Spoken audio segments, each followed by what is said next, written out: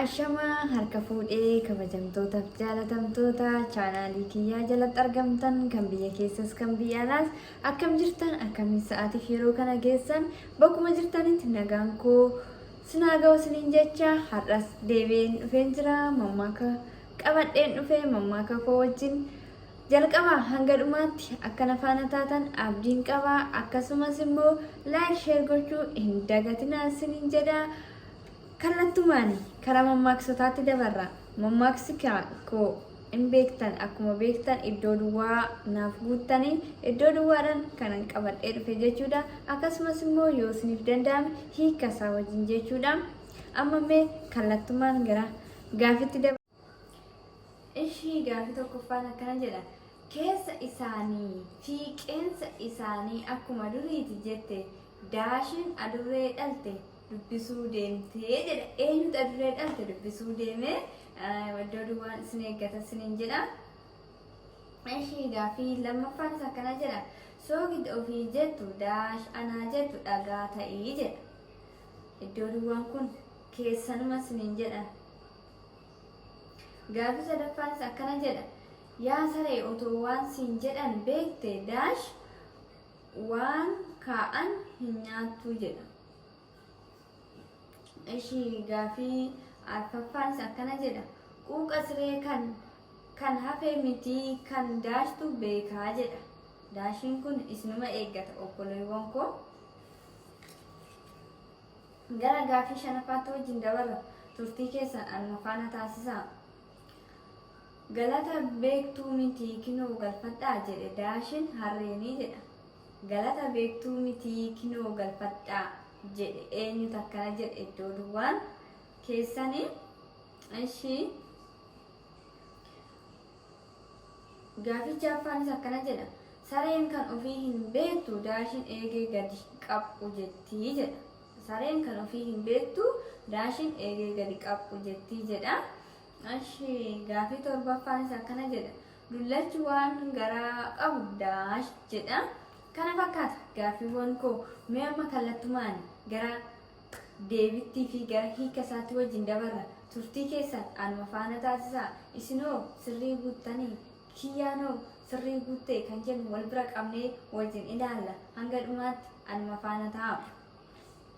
Ishii kaa.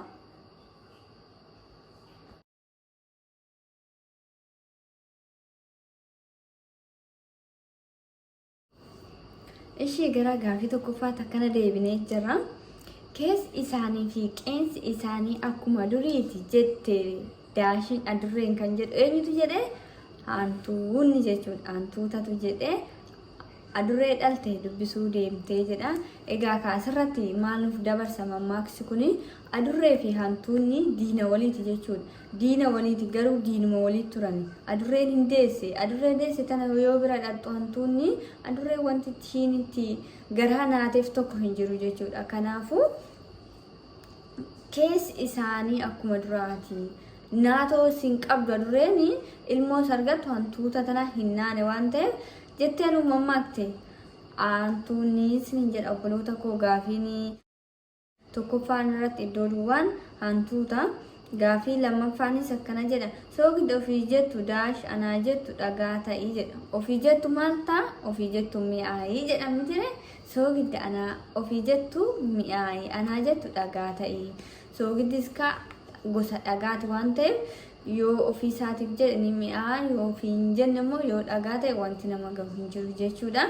Kana fakkaata obbolootan koo anuma faana turtii keessan taasisaadha. Yaa saree otoo waan siin jedhan beekte waan kaa'an hin nyaattu jedha.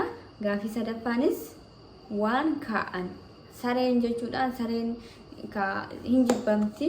Jibbamu ishiirraa kan ka'e yaa saree osoo waan siin jedhan beekte waan kaa'an hin nyaattu. Sareen arrabsanis jibbanis qaxaqqaxanis waanuma kennaniif nyaatti jechuudha. Kanaafuu osoo jechama ishiidhaan jedhamu san beekte silaa waan kaansan hin nyaattu ture garuu ishiin immoo jechama san waan hin beekneef inuma nyaatti isiniin jedha obboloota koo turtii keessan anuma wajjin taasisa. Gaafii arfaffaanis akkana jedha. Quuqa siree kan hafee mitii kan daashtu beeka jedha. Kan hafee mitii kan rafetu beeka kan jedhudha. Kan irra rafetu beeka. Asirrattis kunis maal nuuf dhaamaa kan irra rafetu beeka kan jedhu. Kanaaf namni tokko kan ifaajee tokko namni tokko ifaajee kan lafa godhu yoo ta'e namni immoo kallattumaan kan itti seenee waan san dalageetu galmaan ga'u santu beeka jechuudha asirratti. Maaliif namni kan hafe sun hafeetuma biraa deeme kan irra rafu sun garuu hagam akka irra rafee hagam akka quuqe kan beeku kan irra rafe sanii sinin jedha obboloota koo. Gaafiin koo ittuma fufa turtii keessan ani wajjin taasisaa. Eshika gaafii shanaffaanis akkana jedha. Galata beektuu miti kinoo galfadhaa jedhe daashin harree ari'ee manaan ga'ee jedha. Eenyutu ari'ee? Waraabessatu ari'ee jechuudha. Kunis asirratti maal nuuf ibsa? Waraabessii fi harreen diina waliiti ni beekta waan ta'eef. Garuuti harreen jalaa fiiddee galte. Jalaa fiiddee gallaanuma waraabessi maaluma jedheeni galata beektuu miti kinoo galfadhaa jedhe ari'ee manaan ga'e. Garuu inni nyaachuu barbaadeeti. Nyaachuu barbaade garuu hin milkoofne milkaa'uu dhabuu ishiirraa kan ka'e galata beektuu miti jedheen osoo ta'ee fi nyaatee ture. Kanaafuu galata beektuu miti kan jedhuuf osoo nama seera qabeessa wayii ta'ee sinii fide kan jechuu ni danda'u. Ammoo akkanaan obboloota koo'e. Ishii gaafii jaaffaanis akkana jedha. Sareen kan ofii hin beektuu daashin eegee gadi qabbu jetti. Eenyudhaan eegee gadi qabbu jetti? Ra'een jechuudha. Ra'eedhaan eegee gadi qabbutti. Kunis maal nuuf ibsaa mammaaksa kunis asirratti namni tokko kan ofii tokko achuma lafa godhanii kan nama tokko tiyoo kan dubbatamu dubbii irrattis ta'e wanta gocha tokko irratti illee namni sun kan ofii san kan dhiisu kan namaa kan haasawoo ta'e kanaan wal qabata siniin jedha mammaaksota kanaan. Akkasuma fakkaata qophiin keessan anuma wajjin haa ta'u.